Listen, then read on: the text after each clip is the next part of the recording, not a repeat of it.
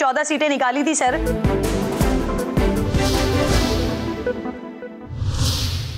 जिस मुल्क के अंदर महंगाई 4.5% के ऊपर बंद कर दी गई थी, जिस मुल्क में नौजवानों को रोज़गार मिल रहा था, एक NRO के ज़रिए जो सुप्रीम कोर्ट के साकिब निसार साहब की ज़रिए इमरान नियाज़ी को हासिल हुआ, वो मुल्क के ऊपर मुसल्लत हुआ और 2018 में RTS सिस्टम के ज़रिए एक ऐसी हुकूमत मुल्क में लाई गई जिसके पास ना तजुर्बा था, ना अहलियत थी, ना सलाहियत थी। पाकिस्तान की उस तरक्की की ईंट से ईंट बजाई गई। कोविड 2 साल बाद आया, लेकिन 2018 के बाद 6% तरक्की को पहले साल 1.7% पे और अगले साल नेगेटिव ग्रोथ में फेंक दिया गया। पाकिस्तान पर इस तबाही ने, जिसके अंदर बुनियादी किरदार बग़ैर सोचे समझे डिवैल्यूएशन करना था और पॉलिसी रेट को डबल करना था, उसने मुल्क को महंगाई और कर्ज़ों के चुंगल में जकड़ दिया। और पाकिस्तान का हर शहरी जानता है कि हर साल 2018 के बाद पाकिस्तान के लिए मुश्किलात में इजाफे का साल बना। 2019, 20, 21 और 22 में मुसलसल पाकिस्तान की मईशत लुढ़कती रही और आखिरी साल जो वो 6% का दावा करते हैं, उसकी तरक्की की वजह यह है कि हमारा उससे पहले साल नेगेटिव ग्रोथ रेट थी। तो जब आपका लो बेंचमार्क होता है तो उसमें थोड़ी सी तरक्की जो है वो भी बहुत उभर के नज़र आती है, लेकिन मजमूई तौर पे 4 सालों में पाकिस्तान की मुआशी सलाहियत को तबाह किया गया, उसे इन्फ्लेशन में और कर्ज़ों के अंदर जकड़ा गया। पाकिस्तान की तारीख़ के 80% कर्ज़े उन 4 सालों के अंदर लिए गए और इसकी एक झलक इससे आप अंदाज़ा कर सकते हैं कि 2018 में कर्ज़ों की अदायगी की मद में शायद 1700 अरब के करीब हम अदा करते थे। तकरीबन 1700 अरब रुपया पाकिस्तान की डेट सर्विसिंग का बोझ था। 2022-23 में ये बोझ 5000 अरब के करीब पहुंच चुका है। इसमें तकरीबन 3 गुना इजाफा PTI की हुकूमत करके गई है और आज अमलन सूरत हाल ये है कि तमाम वफाकी हुकूमत के वसाइल तकरीबन 100% कर्ज़ों की अदायगी में जा रहे हैं और बाकी जितने अखराजात हैं उनके लिए उस खसारे को अदा करने के लिए, पूरा करने के लिए मज़ीद कर्ज़ों की ज़रूरत होगी। क्या ये सूरत हाल एक आज़ाद मुल्क के लिए काबिल कबूल है?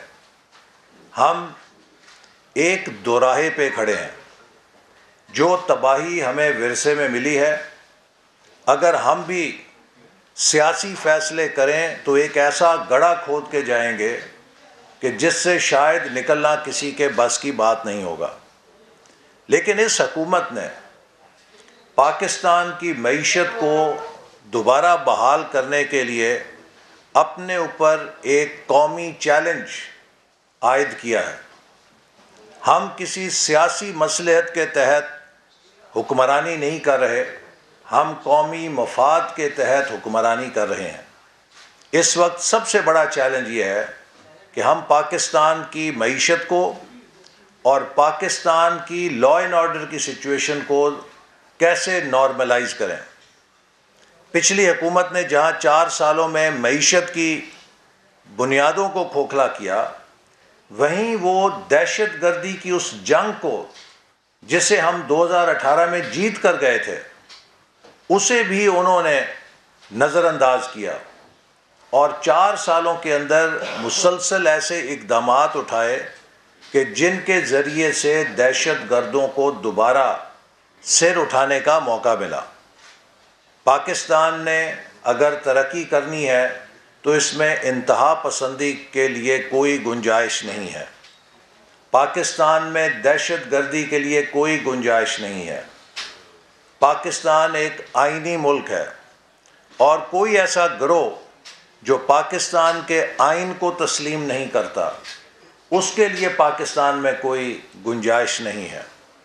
पाकिस्तान एक प्लूरलिस्टिक सोसाइटी है जिसके फंडामेंटल राइट्स आइन के अंदर दिए गए हैं, और पाकिस्तान की इस शनाख्त को जो पाकिस्तान का आइन उसे बहैसियत इस्लामी जमहूरिया पाकिस्तान देता है, कोई तब्दील नहीं कर सकता। लिहाजा कुछ चीज़ें ऐसी हैं कि जो सियासत से बालातर हैं।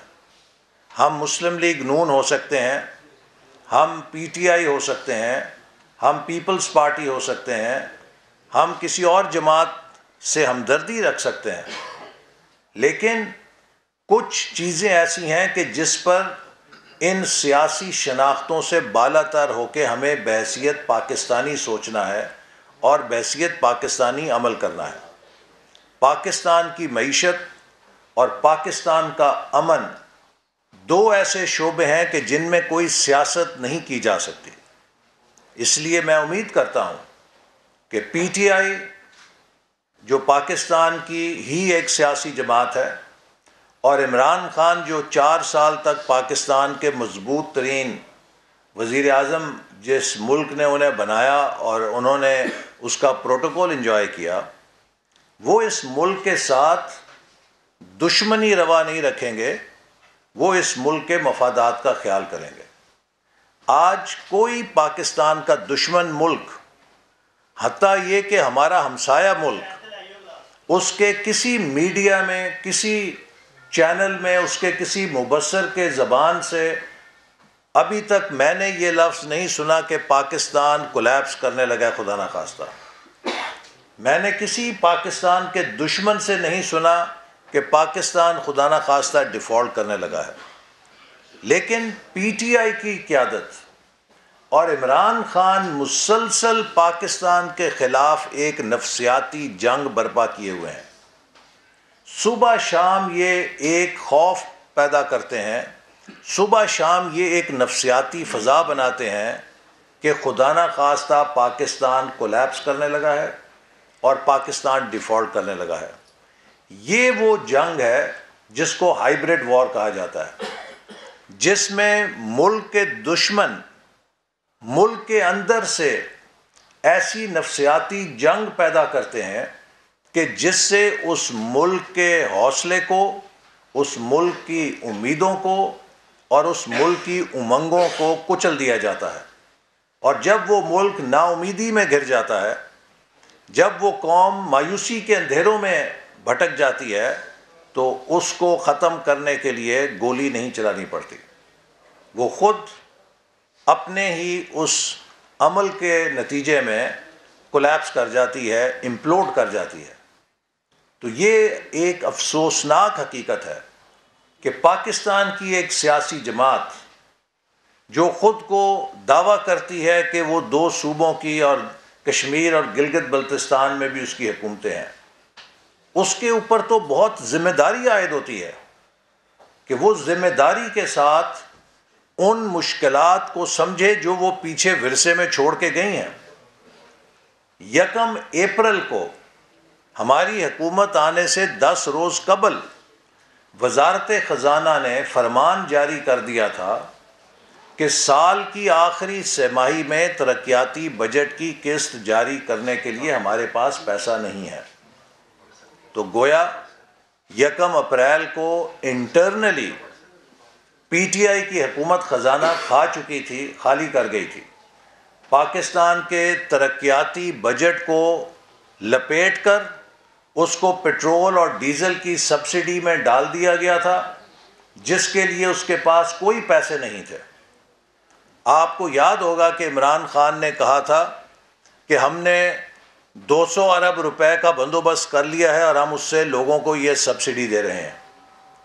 तो वो 200 रुपए का बंदोबस्त पीएसडीपी या तरक्याती बजट की आखिरी किस्त को बंद करके किया गया था, जबकि दुनिया में तेल की कीमतें बढ़ रही थीं, तो एक ऐसी सब्सिडी जिसके लिए तरक्याती बजट को ख़त्म कर दिया गया, मुल्क के तमाम तरक्याती मंसूबों से 240 अरब रुपए काट लिए गए और उसे पेट्रोल पंप्स के ज़रिए लोगों में तकसीम किया गया ताकि वक्ती तौर पे वो वाह करवा सकें। लेकिन उसने मुल्क की मईशत में इतना बड़ा छेद कर दिया कि उसे संभालने के लिए बाद में हमें बहुत मुश्किल फ़ैसले करने पड़े। तो ये बातें पीटीआई को पता है कि वो इस मुल्क के साथ क्या करके गए हैं। तो अगर वो मुल्क की तामीर में हिस्सा नहीं ले सकते तो कम अज़ कम उन्हें अपनी ज़बान बंद रखनी चाहिए कि मुल्क का हम मज़ीद नुकसान ना करें। लेकिन आपने देखा है कि पीटीआई इस वक्त मुसलसल वो हमारा नुकसान नहीं कर रही, वो हमें टारगेट नहीं कर रही। पीटीआई और इमरान न्याजी मुसलसल पाकिस्तान को टारगेट कर रहे हैं, पाकिस्तान के हवाले से बदगुमानियाँ फैला रहे हैं, पाकिस्तान के हवाले से मायूसियाँ फैला रहे हैं, पाकिस्तान के IMF के प्रोग्राम को टारगेट कर रहे हैं, पाकिस्तान को मिलने वाली बैरूनी इमदाद को टारगेट कर रहे हैं कि जो इतने बड़े सैलाब के नतीजे में हमें मिलनी थी और मिलेगी इंशाल्लाह। उस इमदाद को रोकने के लिए मुसलसल एक कैंपेन चला रहे हैं बैनुल अक़वामी सतह पर कि आप पाकिस्तान की मदद ना करें। क्या ये पाकिस्तानियत है? और मैं पीटीआई के हमदर्दों से, या जो लोग इमरान खान को समझते थे कि वो पाकिस्तान का कोई बड़ा रिफॉर्मर है, ज़रूर ये पूछना चाहूँगा कि ठंडे दिल से गौर कीजिए कि क्या आपका इमरान खान की शख्सियत का बुत पाकिस्तान से बड़ा है? पाकिस्तान से कोई बड़ा नहीं है। ये पाकिस्तान है तो हमारी सियासत है, ये पाकिस्तान है तो हमारी शनाख्त है, ये पाकिस्तान है तो उससे हमारा वजूद है। और अगर कोई ये समझता है कि उसकी शनाख्त, उसकी वजूद, उसकी सियासत पाकिस्तान से बड़ी है, तो वो किसी दिमागी आर्जे में मुब्तला है और वो देखेगा कि उसका बुत पाश पाश होगा, लेकिन पाकिस्तान इंशाअल्लाह ताला इन बहरानों से कामयाबी से आगे बढ़ेगा। तो हम पाकिस्तान की रिपेयर कर रहे हैं और वो सुबह शाम आवाम में डिस्पेयर फैला रहे हैं। हम मईशत की मरम्मत कर रहे हैं, उसको दुरुस्त कर, उसकी इस्लाह कर रहे हैं, और वो सुबह शाम लोगों में मायूसियाँ फैला रहे हैं। इंशाअल्लाह ये सियासत जो पाकिस्तान की मईशत और पाकिस्तान के अमन को नुकसान पहुँचाने की है, ये नाकाम होगी। हाल ही में लोकल गवर्नमेंट के हवाले से बहुत चैम्पियन बनी है पीटीआई। मैं सवाल करना चाहता हूँ कि पंजाब के अंदर किसने बल्दियाती इदारों का गला घोंटा था? पंजाब के 50,000 से ज़ायद बल्दियाती नुमाइंदों को किसने गैर आइनी तौर पे फारिग किया था? सुप्रीम कोर्ट का फैसला मौजूद है कि इन इदारों को गैर आइनी तौर पे बरतरफ किया गया। लेकिन जब सुप्रीम कोर्ट ने पंजाब के बल्दियाती इदारों को बहाल किया तो किसने 7 महीने तक सुप्रीम कोर्ट के उस फैसले के साथ फुटबॉल खेला? सुप्रीम कोर्ट के उस फैसले को जूतियों के नीचे, पैरों के नीचे रौंदा। लेकिन मुझे अफसोस से कहना पड़ता है कि हमें तो हल्की सी आ करने पे भी तौहीन अदालत का नोटिस हो जाता है, लेकिन इमरान न्याजी और उस्मान बुज़दार ने सुप्रीम कोर्ट के चीफ जस्टिस के बेंच के फैसले की धज्जियाँ उड़ाईं, लेकिन कभी किसी ने ना वज़ीर आला को, ना वज़ीर आला को पूछा कि जनाब मेहरबानी करके हमारे फ़ैसले पे आप अमल क्यों नहीं कर रहे, यही बता दें हमें। मेरी अदब से, अदलिया से दरख्वास्त है कि अवाम के अंदर ये तासुर गहरा होता जा रहा है कि इमरान न्याजी को अदालती इस्तिस्ना हासिल है, इमरान न्याजी को अदालत से NRO मिलता है और उसके मुखालफीन जो हैं वो कानून को उनको इस्तेमाल किया जाता है कि कानून के शिकंजे में आए। वो मुस्लिम लीग नून के रहनुमाओं को तो नाअहल कर दिया जाता है तौहीन अदालत में।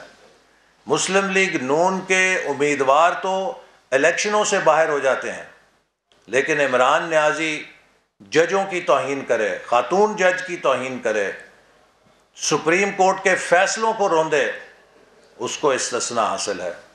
ये चीज़ यकीनन वो लोग जो अदालत का एहतराम करते हैं, हम समझते हैं कि अदलिया किसी भी मुल्क के अंदर आइन और कानून की हुक्मरानी के लिए बैकबोन है। तो मैं किसी किस्म का तौहीन नहीं कर रहा, अदब के साथ, नहायत ही अदब के साथ अर्ज़ कर रहा हूँ कि हमारी आला अदलिया को इस चीज़ का नोटिस लेना चाहिए कि एक शख्स आइन और कानून को रोंता है लेकिन उसकी कोई बाज़पुरस नहीं है। तो ये मेयार सब के लिए एक जैसा होना चाहिए। और मैं अभी तक ये समझने से कासिर हूँ कि 7 महीने तक सुप्रीम कोर्ट के फ़ैसले पर इमरान खान ने अमल नहीं किया, उस्मान बुज़दार ने अमल नहीं किया, लेकिन उनसे किसी ने क्यों पूछ-गिछ नहीं की। इसी तरह पंजाब के अंदर 2018 में अवाम ने मुस्लिम लीग नून को मैंडेट दिया। आज पाकिस्तान के अंदर सियासी अदम इस्तेहकाम की बड़ी वजह यह है कि पाकिस्तान के सबसे बड़े सूबे से उसका मैंडेट छीना गया हुआ है। 2018 में पंजाब के अवाम ने मुस्लिम लीग नून को मैंडेट दिया, वो मैंडेट उसे छीना गया और उस्मान बुज़दार की सूरत में पंजाब को सज़ा दी गई और पंजाब की इंतज़ामी सलाहियत को, पंजाब की तरक्की को तबाह बर्बाद किया गया। और जब वोट ऑफ नो कॉन्फिडेंस के ज़रिए उस सूरत हाल की करेक्शन हुई तो फिर अदालती मुदाखलत के ज़रिए PTI की हुकूमत को बहाल कर दिया गया और उस फैसले ने पाकिस्तान के आइन के मुताबिक उन अराकीन के हक के वोट को शुमार नहीं किया जिसके ऊपर तमाम कानूनी माहिरीन मुत्तफिक हैं कि that tent amounts to rewriting the constitution. और आज भी वो रिव्यू पिटीशन सुप्रीम कोर्ट में पड़ी है, उस पर फैसला किया जाना चाहिए कि जो पाकिस्तान के आइन में अराकीन असम्बली के पास अदम एतमाद के वोट में वोट डालने का हक है, क्या उसे सुप्रीम कोर्ट का फैसला छीन सकता है या उसको सिर्फ पाकिस्तान का आइन उनसे छीन सकता है। लिहाजा एक दोबारा पंजाब के ऊपर हुकूमत मुसल्लत कर दी गई जिसके पास 2018 का मैंडेट नहीं है और उसे अदालती फैसले के ज़रिए मुसल्लत किया गया। और आज क्या उस अंजाम है कि तकरीबन 559 अरब रुपए का जो डेवलपमेंट फ़ंड है वो चंद माह के अंदर उड़ा दिया गया है और किसी को नहीं पता वो कहाँ गया है। बदतरीन इंतज़ामी बदनज़मी पंजाब के अंदर चल रही है कि जहाँ पर अफसरान, सीनियर अफसरान नौकरी करने के लिए तैयार नहीं है। मनपसंद अफराद को चुन चुन के लगाया जा रहा है ताकि वो सियासी भर्तियां करें और सियासी ठेके दें और रिश्वत का बाज़ार गर्म है। और लाहौर शहर का जो मास्टर प्लान तैयार किया गया है उसमें तमाम रियल स्टेट माफिया से पैसे लेकर ग्रीन एरियाज़ को उड़ाकर तबाही कर दी गई है लाहौर के अंदर। जब ऑरेंज लाइन चल रही थी तो उस वक्त तो बड़ी सिविल सोसाइटी ने एक चुबुर्जी के मॉन्यूमेंट के ऊपर ही पटिशन कर दी थी। तो मैं दावत देता हूँ सिविल सोसाइटी को, ज़रा ये मास्टर प्लान का भी जायज़ा लें कि इसके अंदर लाहौर के साथ क्या अंजाम हो रहा है। तो मैं आखिर में यही बात कहना चाहता हूँ कि इंशाअल्लाह ताला जो कोलिशन गवर्नमेंट है हमने तहैया किया है कि हम जितने भी मुश्किल फ़ैसले हैं वो करेंगे, लेकिन पाकिस्तान को इस बहरान से निकालेंगे। और 2013 में भी हमें शिकस्ता हाल पाकिस्तान मिला था, लेकिन 2 से 3 साल में हमने उसे टर्न अराउंड कर दिया था। 2022 में भी हमें शिकस्ता हाल पाकिस्तान मिला है, लेकिन इंशाअल्लाह ताला इसको भी हम 2 से 3 साल के अंदर टर्न अराउंड करके 5 सालों के अंदर अंदर ये दोबारा उसी तरक्की के सफ़र पे गामजन होगा जैसे 2017-18 में पाकिस्तान तरक्की के सफ़र पे गामजन था। मेरी उम्मीद है कि 2023 के अंदर हम पाकिस्तान को अमन इस्तेहकाम का गवारा बैनहाक बनाकर पाकिस्तान की सलामती को पेश नज़र रखते हुए इसमें अमन, भाईचारा, यकजहती को फ़रोग़ देंगे, इक़्तिसादी चैलेंजेस का सामना करेंगे और मुल्क में दहशतगर्दी को शिकस्त देंगे। आखिरी बात, जो लोग इलेक्शन की बात करते हैं, मैं PTI को याद दिलाना चाहता हूँ कि Imran Khan council of common interest के इजलास में ये फ़ैसला करके गए हैं, जिसका ऐलान उनके वज़ीर मनसूबाबंदी असद उमर साहब ने प्रेस ब्रीफिंग में किया था कि अगले election council of common interest के मुताबिक नई मरदमशुमारी के ऊपर होंगे।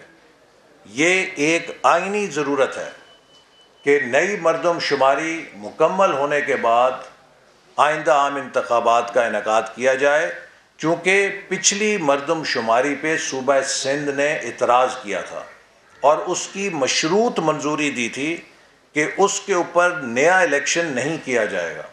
तो लिहाजा अप्रैल 30 तक नई मरदमशुमारी के नताइज आएंगे। उसके बाद 4 माह इलेक्शन कमीशन को दरकार हैं आइन के मुताबिक हल्का बंदी करने के लिए। तो ये अगस्त तक साइकिल पहुंचता है और अगस्त में ही असम्बलियों की मुद्दत मुकम्मल होती है और इसके बाद फिर 60 दिनों में जनरल इलेक्शन का टाइम फ्रेम है जो अक्टूबर 2023 बनता है।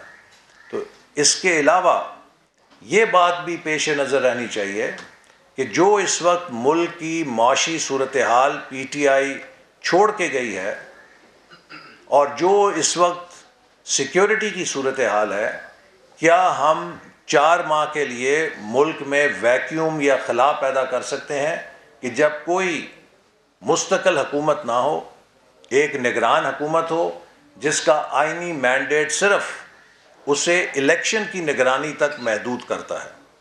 इस वक्त हम एक बहुत पुल सरात से गुजर रहे हैं। हर रोज़ हमें फायर फाइटिंग करनी पड़ती है कि हम मुल्क को कदम ब कदम इन बहरानों से निकाल कर इस्तेहकाम की तरफ लेके जाएं। तो इस सफ़र के अंदर क्या खलल डाला जा सकता है? नहीं डाला जा सकता। मैं फिर कहूँगा कि एक शख्स की अना, एक शख्स की ज़िद और एक शख्स की जो नफ़रत है, ईगो है, उसके आगे मुल्क छोटा नहीं है, मुल्क बहुत बड़ा है और हम पाकिस्तान को एक शख्स की ज़िद की भेंट नहीं चढ़ा सकते। इंशाअल्लाह पाकिस्तान आगे बढ़ेगा और 2023 में हमारी दुआ है कि अल्लाह ताला पाकिस्तान को 2022 के मुकाबले में ज़्यादा पुरअमन बनाए और ज़्यादा मुस्तहकम बनाए। वफाकी वज़ीर एहसन इकबाल इस वक्त